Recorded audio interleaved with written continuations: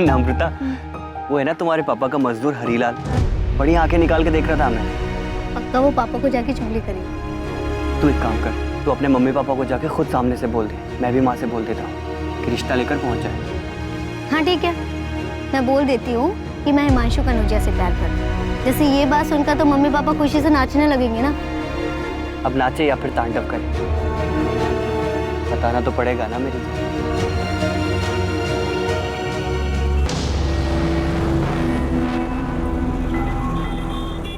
राधा, थोड़ी सी चाय मिल सकती है क्या? जी चाचा जी, बस 5 मिनट दीजिए।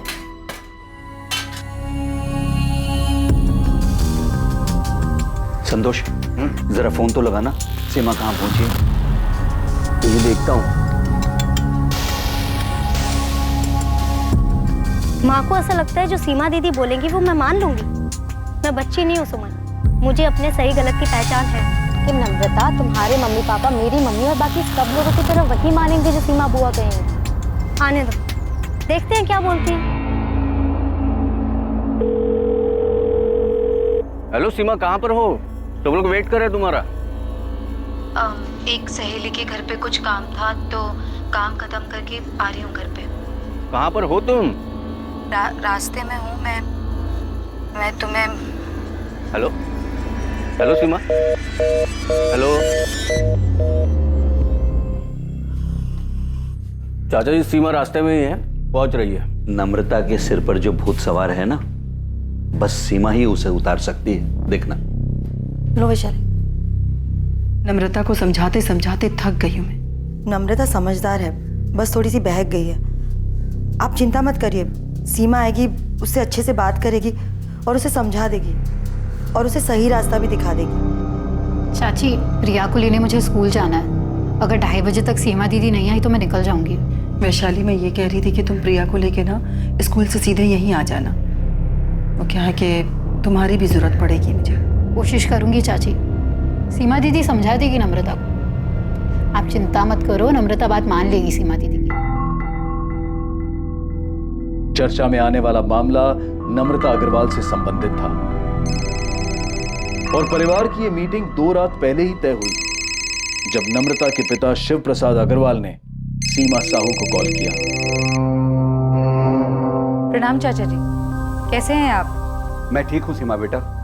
परसों मैं और तुम्हारी चाची यहाँ बल्लीपुर से नम्रता को लेकर भोपाल आ रहे हैं। तुम टाइम निकाल कर रखना बेटा।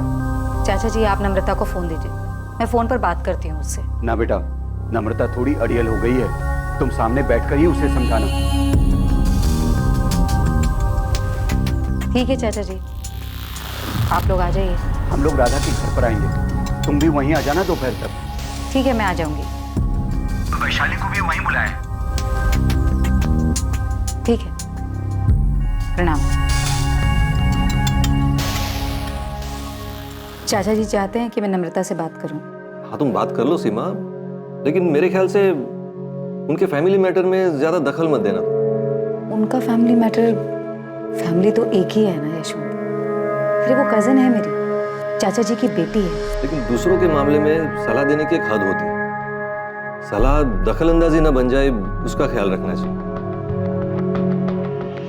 ठीक है, मैं बात करूंगी नम्रता से, वो मेरी बात जरूर सुनेगी।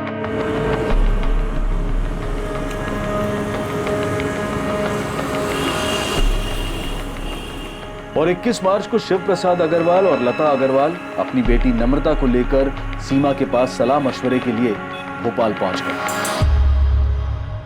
लगभग हर परिवार में एक ऐसा सदस्य होता है जो सबसे ज्यादा भरोसेमंद माना जाता है, जिसके पास सब अपनी परेशानी का हल ढूंढने के लिए जाते हैं। मुश्किल से मुश्किल घड़ी में भी जिसके पास हर जरूरी मामले का हल मिल जाता है। एक ऐसा सदस्य जिसके पास हर मसले पर कोई ना कोई सलाह और जरूरत पड़ने पर अपनी सलाह को मनवाने का अधिकार भी होता है।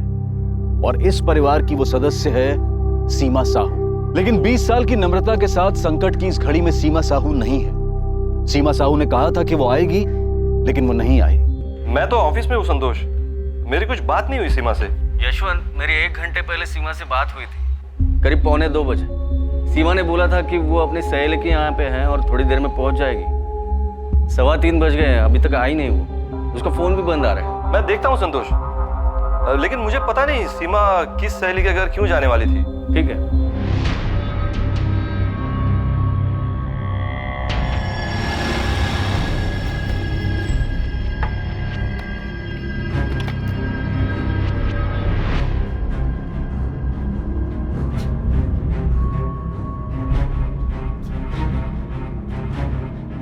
हाँ राजेश, बेटा मम्मी घर पर है क्या? नहीं पापा, यहाँ पर तो ताला लगा हुआ है। और अगर मम्मी राधा मामी के घर जाने वाली थी तो अभी घर वापस क्यों आती? जरा पड़ोस में पूछो, मम्मी कहीं किसी के घर कुछ काम से तो नहीं गई? ठीक है, मैं पूछता हूँ। सीमा कभी ऐसा तो करेगी नहीं। फोन तो अब भी बंद ही आ रहा है चाचा। संतोष, सीमा ने कुछ बताया था कि वो किस सहेली के यहाँ गई है? वो नहीं बताया था, अचानक उसने फोन काट दिया। पर सीमा ऐसा कभी नहीं करेगी। वो लेट भी होती है तो फोन करके बताती है हमेशा। हाँ, लेकिन यहाँ उसका फोन ही बंद है।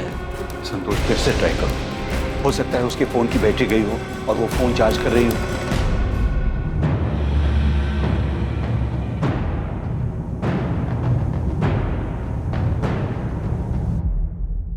पांडे जी, हॉस्पिटल्स में चेक कराइए कि कहीं कोई एक्सीडेंट का केस वेस तो नहीं आया। सीमा साहू है ना नाम? जी, सीमा साहू, 39 साल। मैडम, मेरी वाइफ कभी ऐसा नहीं करती। वो कभी अपना फोन ऑफ नहीं रखती। मम्मी घर से 11 बजे निकली थी। मैंने पड़ोस में रहने वाली गायत्री आंटी से पता किया।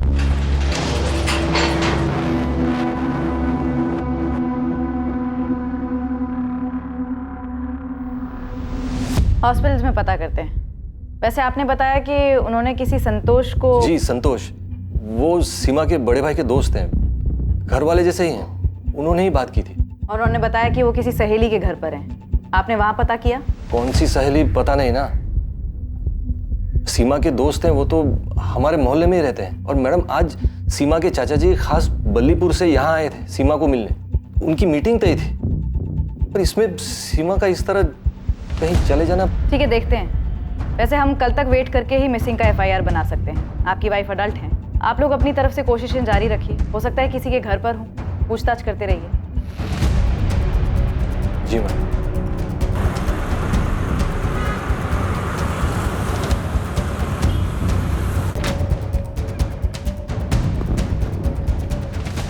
क्या कहा पुलिस ने? अभी तक 3 हॉस्पिटल में चेक कर लिया, कहीं कोई एक्सीडेंट का केस नहीं आया।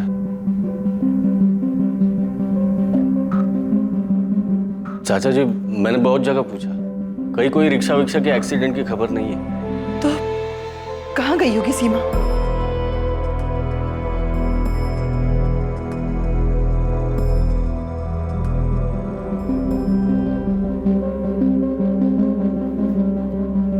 सुमन, ये नम्रता से तेरी बात हो रही थी? हाँ, बातें तो हो ही रही थी, लेकिन तुम ऐसे क्यों पूछ रही हो जैसे मुझे कुछ पता है कि सीमा बुआ कहाँ गई हैं? बेटा, मुझे लगता है नम्रता है ना, ये यहाँ अपने मन से नहीं आई थी सीमा से बात करने। चाचा चाची इसे जबरदस्ती लेकर आए हैं। अम्मा, तुम खुद नम्रता से क्यों नहीं पूछ लेती? उसे पता होगा कि सीमा बुआ यहाँ क्यों नहीं आई। लो देख लो, सीमा दीदी मुझे एडवाइस देने वाली थी, बात करने वाली थी, समझाने वाली थी, अब खुद ही रफू चक्कर हो गई।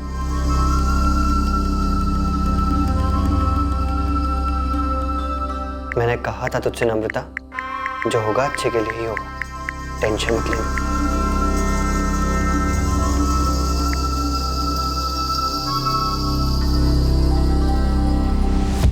क्या कोई ऐसी बात है जिसकी वजह से वो अपने आप कहीं चली गई? ये क्या बात कर रहे हैं सर? सीमा अपने आप क्यों जाएगी?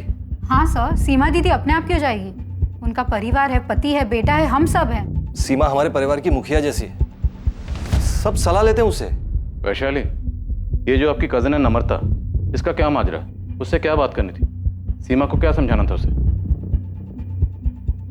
फैमिली मैटर था।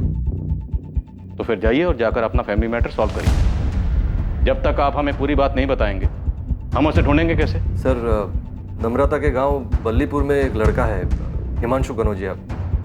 नम्रता उससे शादी करना चाहती है।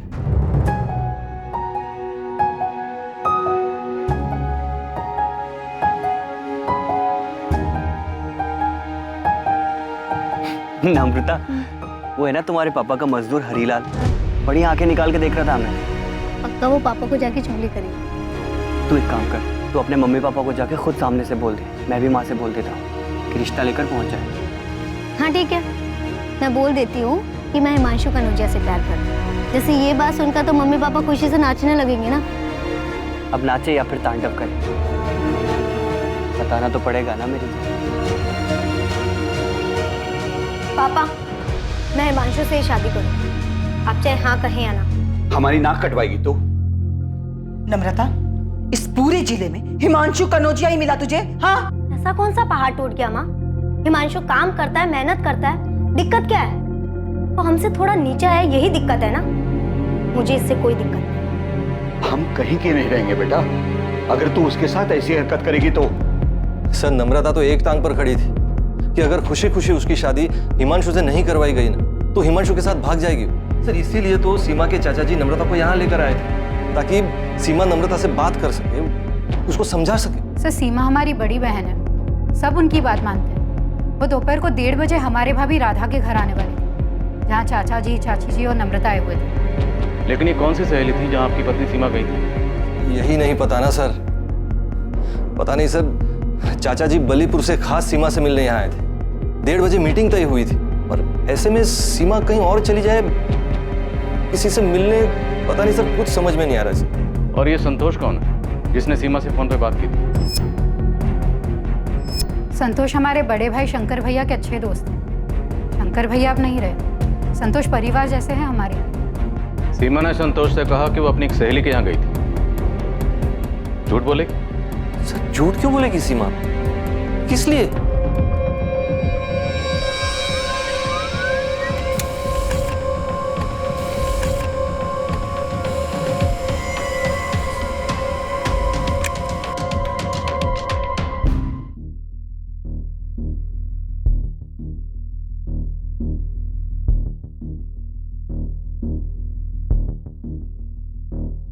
सारे हॉस्पिटल चेक किए, एक्सीडेंट तो नहीं हुआ है। नॉर्मल नहीं है साहब ऐसे गायब होना।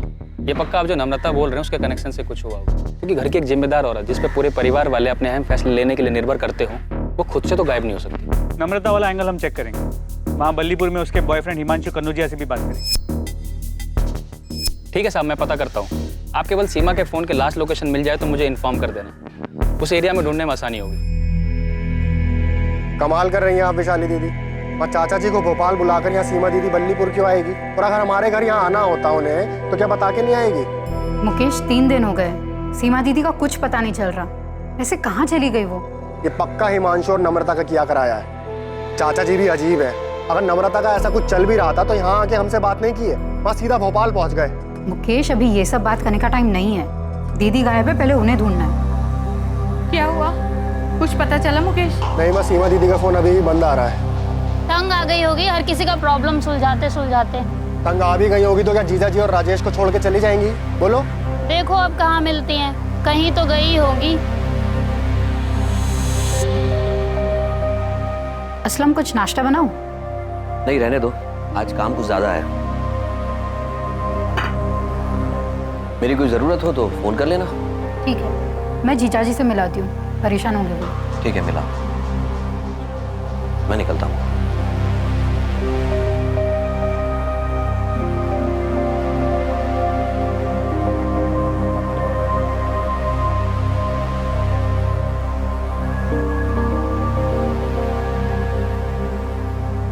पापा, सीमा दीदी गायब होगी तो हिमांशु क्या कर सकता है? उसे वहाँ बल्लीपुर में पुलिस क्यों उठाने के लिए गई है? नम्रता, भोपाल आने से पहले कुछ बात हुई थी सीमा से तुम्हारी? नहीं हुई थी, और मैं क्यों करूंगी बात? मुझे यहाँ पर जबरदस्ती बात करने के लिए बुलाया गया था, तो मैं उनसे सामने से क्यों करूंगी बात? नम्रता, कहीं तुमने और हिमांशु ने तो कुछ नहीं किया? हाँ पापा, मैंने और हिमांशु दोनों ने मिलकर सीमा दीदी को गायब कर दिया, ताकि वो मुझसे कोई बात ना कर सके, मुझे अपना लेक्चर ना दे सके। बस सीमा दीदी खुद ही चली गई है यहाँ से।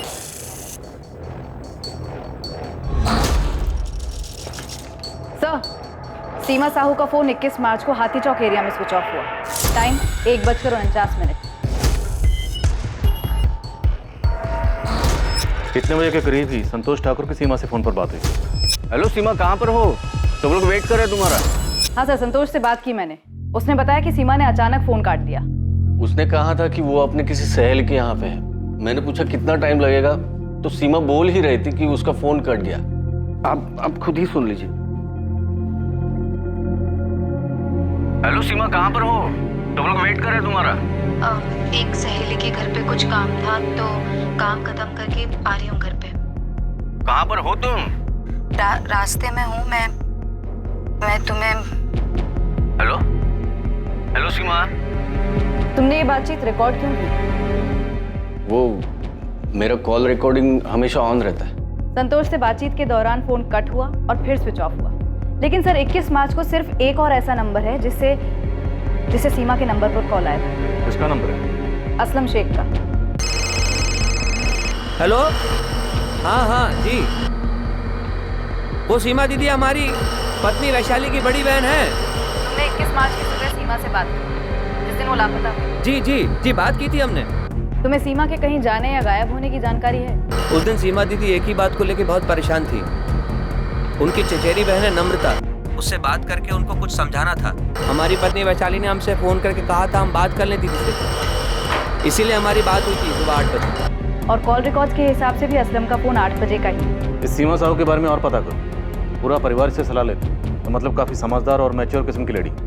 ऐसे तो कहीं नहीं जा सकती। कॉल रिकॉर्ड्स निकलाओ और देखो कि और किस किस से बात होती रही। हाँ सर, भोपाल जाने से पहले मेरी और नम्रता की बात हुई थी कि कैसे सीमा दीदी को समझाए कि वो नम्रता को ज़्यादा ज्ञान ना बांटे, उल्टा उसके मम्मी पापा को समझाए। हम कुछ गलत नहीं कर रहे थे, उससे शादी करनी है हमको। तो देखा कि सीमा साहू को समझाना मुश्किल हो, इसीलिए तुमने और नम्रता ने गलत रास्ता अपनाया।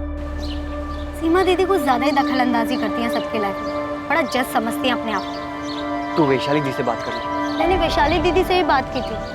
आप तो मुझे सपोर्ट करो वैशाली दीदी। क्या सब कुछ सीमा दीदी के हुक्म से ही चलेगा? नम्रता, मैं कुछ भी बोलूं पर तुम्हारे पापा सिर्फ सीमा दीदी की बात सुनेंगे। भोपाल आ रहे हैं सीमा दीदी से मिलने, तो बस समझ लो कि सीमा दीदी तुम्हें ही समझाने वाली कि तुम गलत कर रही हो। कोई कुछ भी कहे, शादी तो मैं हिमांशु से ही करने वाली हूँ, फिर चाहे वो सीमा दीदी हो या कोई और। बाहर में गई सीमा दीदी, चलो भाग चलते। नम्रता, मैं माँ को अकेले से छोड़कर नहीं जा सकता। तुम एक बार सीमा दी से बात कर लो, क्या पता जज साहिबा हमारे पक्ष में ही फैसला सुना दे। ऐसा हो ही नहीं सकता। मैं जानती हूँ उनको अच्छे से। फैमिली में अपना पावर दिखाना अच्छा लगता है उनको। गलत तब होता सर जब मैं नम्रता को भगा कर ले जाता, लेकिन मैं ऐसा नहीं करता क्योंकि बाद में बल्लीपुर में तकलीफ मेरी माँ झेलती। मैं शादी करना चाहता था सर, लेकिन आप जिस तरह से सवाल कर रहे हैं ऐसा लगता है जैसे मैंने कुछ किया है। तो मैं इतना बेवकूफ़ नहीं हूँ सर कि सीमा दीदी के साथ कुछ करता। तो नम्रता ने खुद से कुछ किया है? सर, उनके पूरे परिवार में सीमा दीदी का ही हुक्म चलता है। सब अपने छोटे बड़े मसले लेकर उनकी चौखट पर पहुंच जाते हैं। सारे फैसले सीमा दीदी ही करती है। अब किसी को ठेस पहुंची होगी सर उनके फैसले से। सर, मेरी और नम्रता की शादी की बात निकले अभी 1 महीना भी नहीं हुआ है। आपको लगता है कि हमने उनका मर्डर हमने तो मर्डर की बात भी नहीं। लेकिन सर, आप ही ने कहा है कि सीमा दीदी को कुछ किया, तो कोई क्या करेगा सर? अगवा करके कोई ऐसे ही रखेगा क्या? तो मर्डर हुआ है उसका? अरे सर, आप तो मुझे ही चक्कर में फंसा रहे सर। मैंने तो बस ऐसे ही कहा है। आज 4 दिन हो गए सर, कोई ऐसे ही थोड़ी चला जाता। सीमा साहू का ऐसे अचानक गायब होना हर किसी की समझ से परे था। सीमा के चाचा शिव प्रसाद और चाची लता खुद को इस घटना के लिए जिम्मेदार मान रहे थे। कहीं सबके पीछे की वजह यह तो नहीं थी कि वो सीमा से अपनी बेटी के लिए सलाह मशवरा करना चाहते थे। परिवार के सभी लोग सीमा को अपनी शक्ति का स्रोत और सबसे विश्वसनीय मानते थे, लेकिन अब किसी को समझ में नहीं आ रहा था कि सीमा कहां चली गई और उसके साथ क्या हुआ।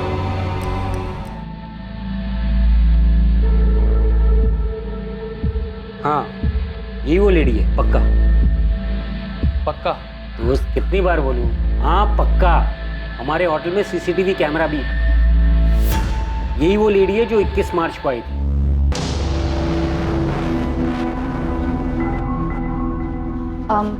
Room number 201, Mukhtar Syed. आपका नाम? सीमा साहब। 1 मिनट।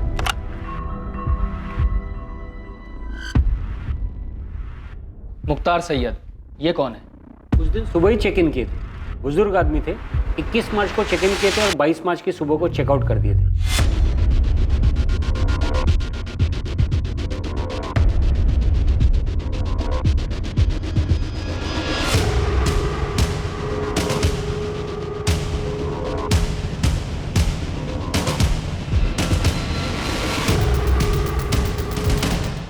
तो ये सीमा साहू रूम नंबर 201 में मुख्तार सैयद से मिलने गई थी। हाँ, मैंने मुख्तार जी से बात की थी और फिर इस लेडी को उनके कमरे में भेजा था।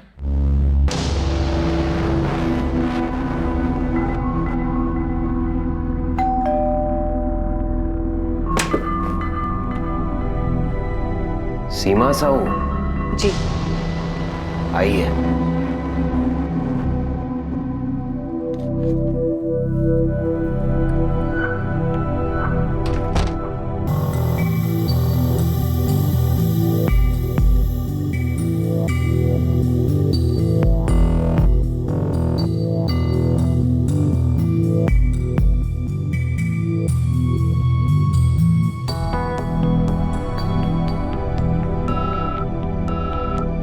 ये रेड साइन होटल हाथी चौक पर है मैडम, जहां आपने कहा था कि सीमा साहू का फोन स्विच ऑफ हुआ। लेकिन सीमा ये मुख्तार सैयद से मिलने क्यों गई थी?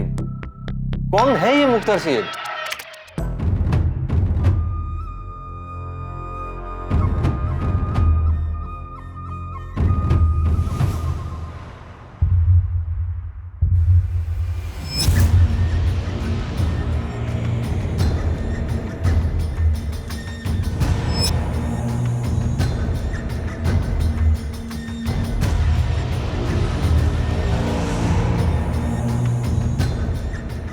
पता नहीं सर, ये कौन है?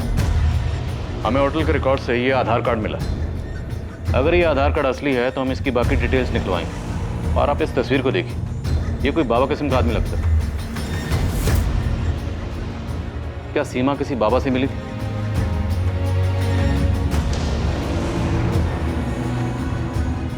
ये जो बुरी ताकतें हैं सीमा, हमें उन पर काबू पाना है। जो तुम्हारे मंसूबे पर बुरी नजर डाल रहे हैं, उन बुरी नजरों को हमें दूर करना है। हम सबको मिलकर इन बुरे प्रभावों पर वार करना है और इन नकारात्मक तत्वों को हमें मिटाना है।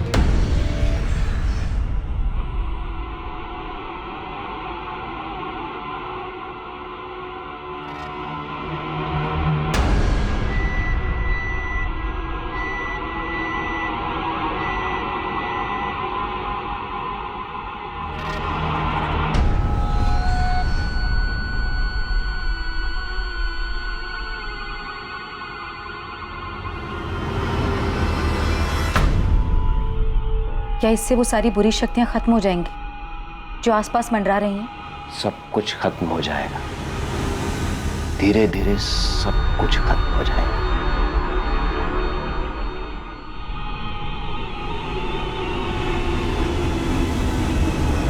सर, आप बाबा बाबा की बातें कर रहे हैं, लेकिन सीमा ने कभी इन बातों पर विश्वास नहीं किया।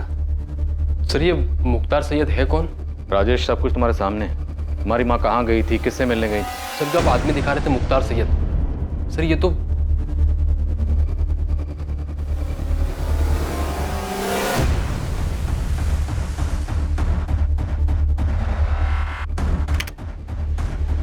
ध्यान से देखिए सर, इस आदमी के चेहरे पे दाढ़ी में सब कुछ नकली लग रहा है। सर, ये तो कोई ढोंगी है।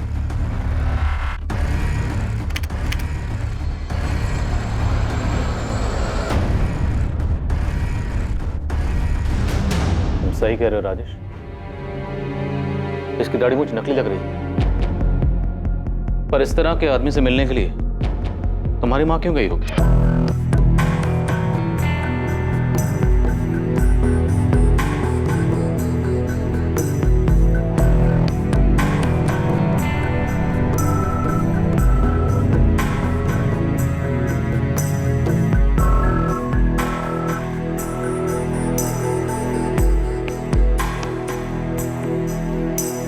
सीमा कभी किसी बाबा के पास नहीं गई। वो सिर्फ गुरु प्रमोद जी की प्रवचन सभा में जाती थी, वो भी हफ्ते में एक बार। मनुष्य को सब कुछ समय पर ही छोड़ देना चाहिए। समय आने पर सभी काम अपने आप होने लगते हैं। प्रकृति का चक्र भी समय के अनुसार ही चलता है। वैशाली, तुम्हारी बहन मुख्तार सैयद से क्यों मिली होगी? मुझे नहीं पता। मैं तो ये भी नहीं जानती कि ये कौन है और दीदी उस दिन वहां क्यों गई, जबकि उस दिन दीदी को नम्रता के मुद्दे को सुलझाना था। तुम्हें किसी पे शक? हम गुरु प्रमोद जी से तो बात करेंगे ही, पर क्या कोई ऐसा है जिस पर आपको शक हो? क्योंकि आपकी पत्नी सीमा को देखकर ऐसा लग रहा है जैसे कुछ ठीक नहीं है। ये देखिए।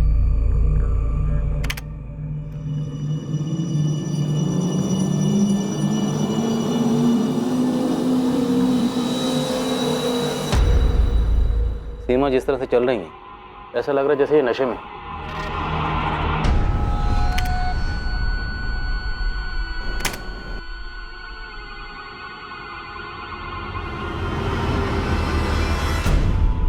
हाँ सर, लग तो रहा है कि नशे में।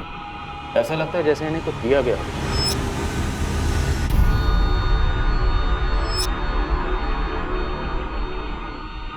हाँ, ऐसा लग रहा है कि सीमा दीदी को किसी ने कोई नशीली चीज़ खिलाई पिलाई होगी। ऐसा ही लग रहा है। हमने उसकी आवाज़ भी सुनी।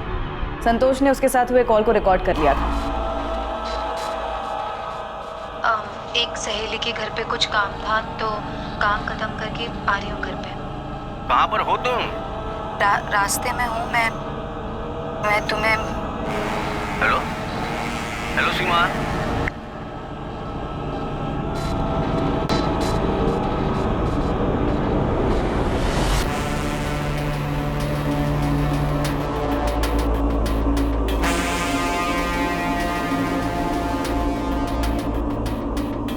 रास्ते में हूँ मैं तुम्हें।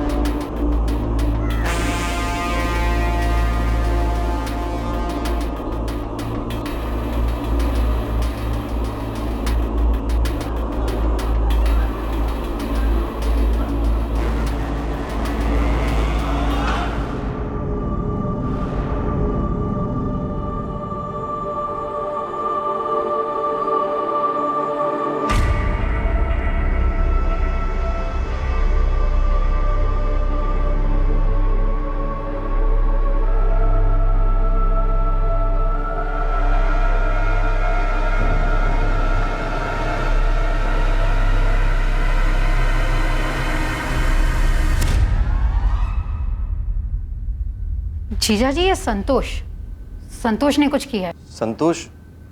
संतोष ठाकुर? हाँ, उसने दीदी के साथ फोन पर की गई बात की रिकॉर्डिंग क्यों किया होगा उसने ऐसा? सर, ये सब कुछ मुकेश मामा ने किया है। उन्हीं का हाथ है इसमें। तुम्हारे मुकेश मामा जो बल्लीपुर में रहते हैं? हाँ। लालू तो इतनी ज्यादा छुट्टी लेगा, एक काम कर, तो हमेशा के लिए छुट्टी ले ले। मामा और मामी दोनों ने मिलकर किया है ये। लेकिन राजेश, तुम्हारी माँ मुख्तार सैयद से मिलने खुद गई हैं। जरूर मामा और मामी ने मिलकर कोई तिगड़म बैठाया है। मामा बहुत गुस्सा है मम्मी पे। जब खेत की सारी देखभाल मैं करता हूँ, अनाज की सारी बिक्री और सब कुछ मैं ही देखता हूँ, और उसमें से जो भी पैसा आता है तो इतना सारा पैसा मैं हर महीने राधा भाभी को क्यों दूं? मुकेश, क्योंकि वो अकेली हैं। उनके स्वर्गवासी पति शंकर भैया तुम्हारे, मेरे और वैशाली, हम तीनों के बड़े भाई थे। अरे इतनी समझ तो होनी चाहिए तुम में। अच्छा, तो मतलब मेहनत मुकेश करे और खाए सब। अच्छा, मुझे अच्छी तरह पता था मुकेश की जुबान के पीछे ना शब्द तुम्हारे ठूसे हुए हैं। तो मतलब हम वहाँ गांव में बैठकर चक्की पीसते रहे और यहाँ शहर में सब मलाई खाएं। सीमा दीदी, क्यों ना मुकेश को ज्यादा हिस्सा।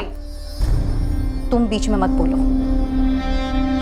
अरे घर हमारे पापा का है, खेत हमारे पापा का है, और मुकेश इस समय जो बात कर रहा है ना, घर और खेत बेचने वाली। तो क्या हमारा हक नहीं बनता गाँव छोड़कर शहर आकर एक बेहतर जिंदगी जीने की? बेशक शहर आओ, लेकिन खेत और घर बेच कर नहीं। मतलब हम अपनी जिंदगी गांव में बैठ के पिसवाएं और आप लोग यहाँ मजे से ठाट से रहो। जो भी हम खेत में मजदूरी करते हैं उसका हिस्सा सबको मिले, लेकिन एक फैसला नहीं कर सकते घर और खेत बेचने का। अरे मुकेश, खेत और घर में शंकर भैया तुम्हारा, मेरा और वैशाली का, हम सबका बराबर का हिस्सा है। हमारी शादी से पहले सब काम मुकेश ही संभालता आ रहा था और शादी के बाद हम दोनों मिलकर संभाल रहे हैं। हाँ, तो अब नहीं संभाला जा रहा है ना, तो छोड़ दो। वहां हम किसी और को लगा देंगे, माँ को अपने पास बुला लेंगे।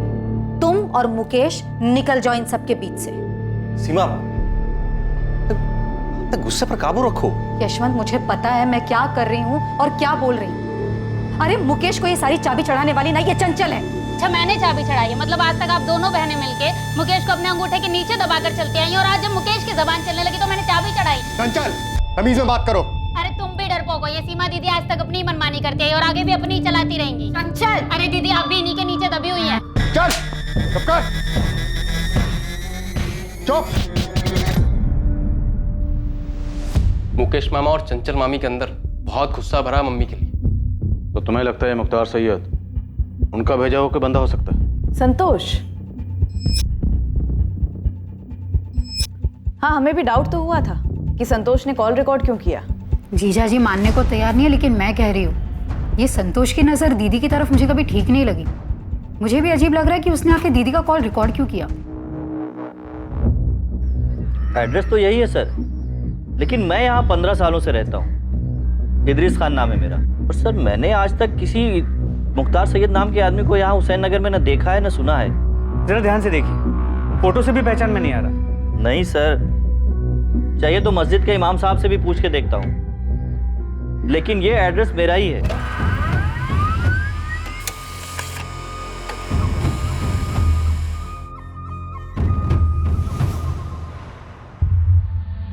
सर ये आधार कार्ड फर्जी है। ये आधार कार्ड नंबर किसी और के नाम पे रजिस्टर है। इसका किसी भी मुख्तार सैयद नाम के आदमी के साथ दूर दूर तक कोई भी रिश्ता नहीं। सिम कार्ड 19 मार्च को खरीदा गया, लेकिन ना ही उससे कॉल कोई किया गया और ना ही कोई कॉल आया उसका। यही वो नंबर है जिसकी डॉक्यूमेंटेशन के लिए आधार कार्ड इस्तेमाल हुआ? जी सर, लेकिन फर्जी है। पर ऐसे किसी भी फर्जी मुख्तार सैयद से मिलने के लिए सीमा साहब क्यों जाएगी? सर कोई तो वजह हो। सीसीटीवी कैमरा में साफ दिख रहा है कि सीमा वहाँ मुख्तार से मिलने गई थी। अब वो खुद से गई थी या किसी के इशारे पे गई, पर वो वहाँ गई थी, तो कोई तो वजह होगी। ये आप बार बार क्यों पूछ रहे हो कि मैंने सीमा का कॉल रिकॉर्ड क्यों किया?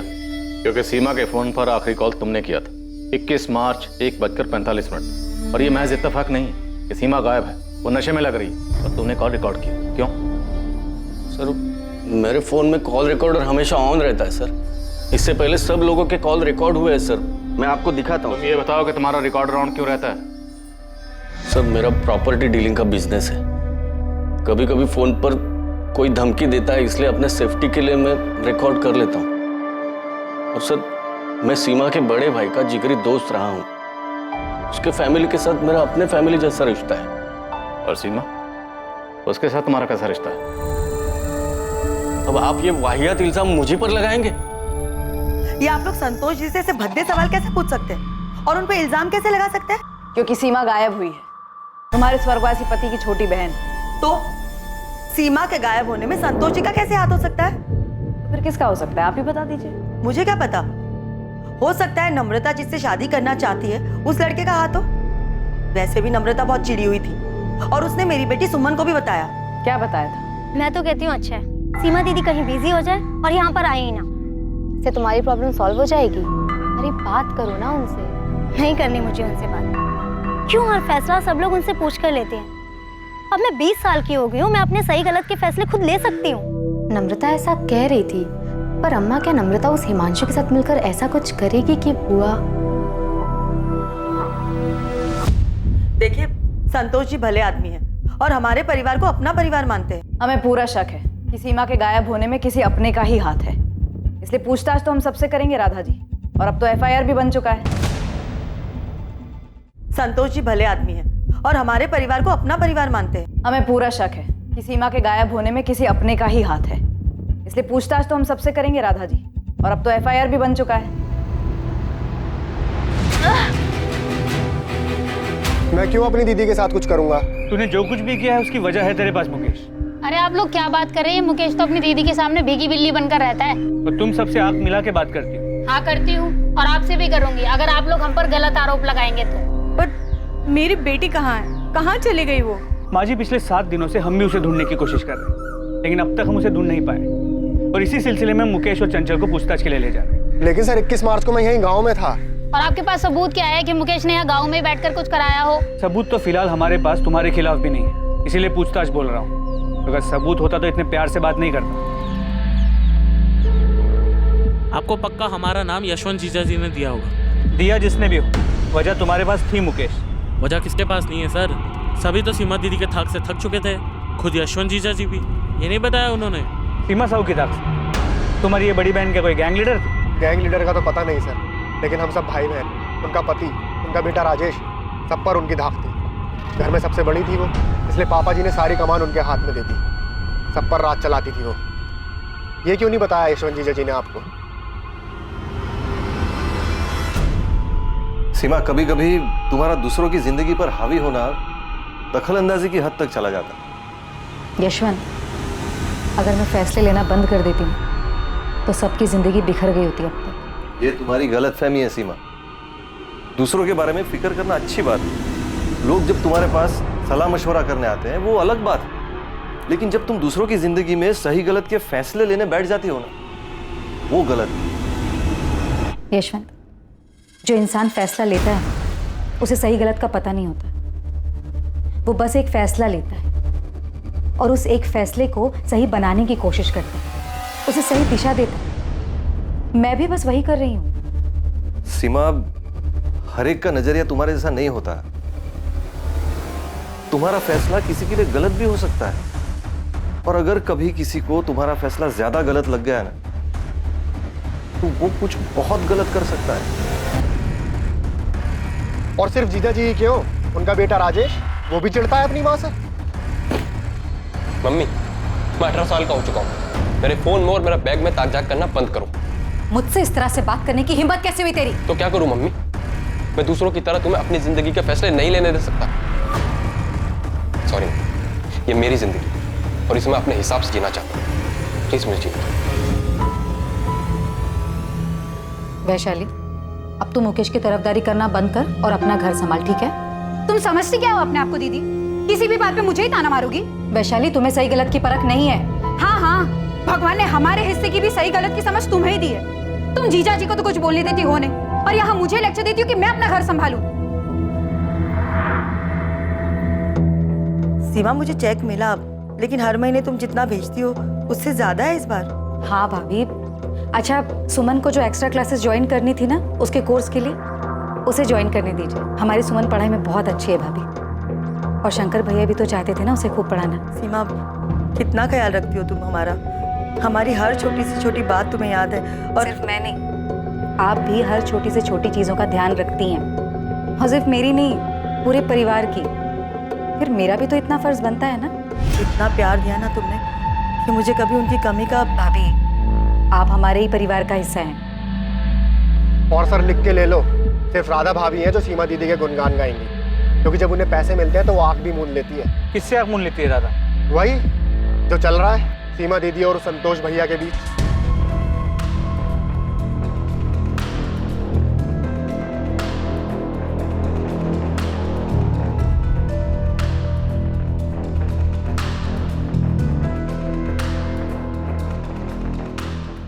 पिंटू, मुझे किसी भी सूरत में ये इन्फॉर्मेशन चाहिए कि सीमा साहू इस मुख्तार सैयद से मिलने होटल क्यों गई। ठीक है साहब, मैं पता करता हूँ, लेकिन आप एक बार असलम शेख से भी पूछताछ करो साहब।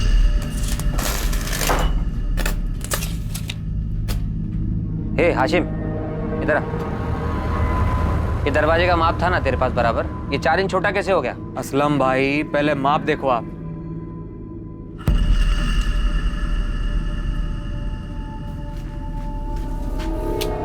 ये शमशेर ने यही माप दिया था।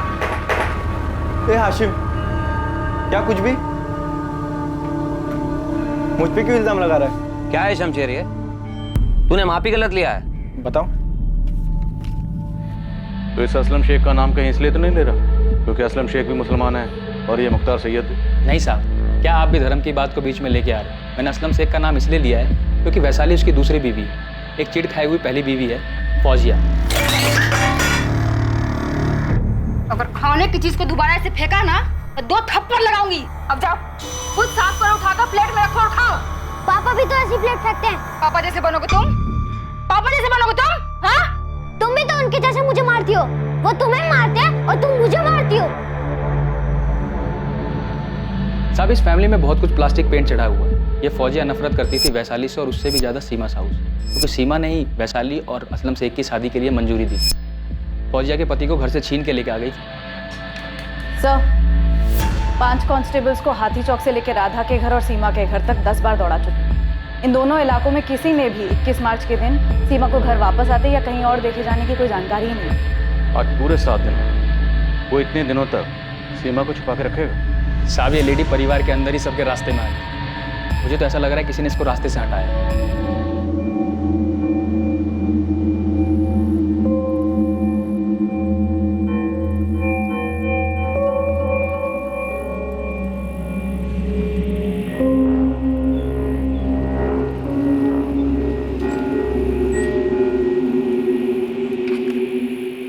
पता है, मुकेश भैया और चंचल भाभी को पुलिस पकड़ के ले गई। हाँ, और वहाँ भोपाल में भी काफी हलचल है। तेरे मम्मी पापा क्या बोल रहे हैं?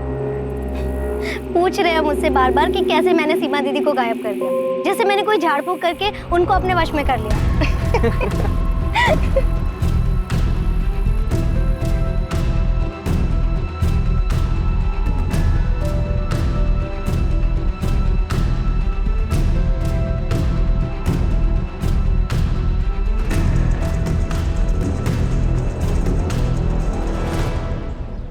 ईशा, हम दोनों को कोई भी अलग नहीं कर सकता, कोई भी नहीं।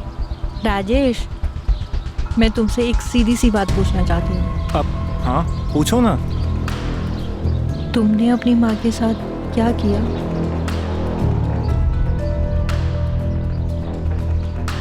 कभी कभी लगता है कि सीमा को ऐसे सब लोगों के लाइफ में घुसना नहीं चाहिए था। संतोष जी, आपको वो कॉल रिकॉर्डिंग डिलीट कर देनी चाहिए।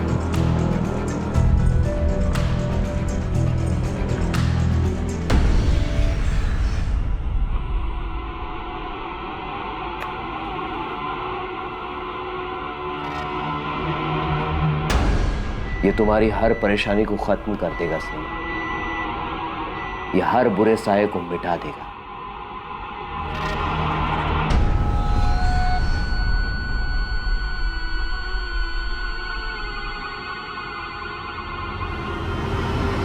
हमें सबसे अलग अलग पूछताछ करनी होगी सर। सबको कोई ना कोई शिकवा रहा है इस सीमा साहू से।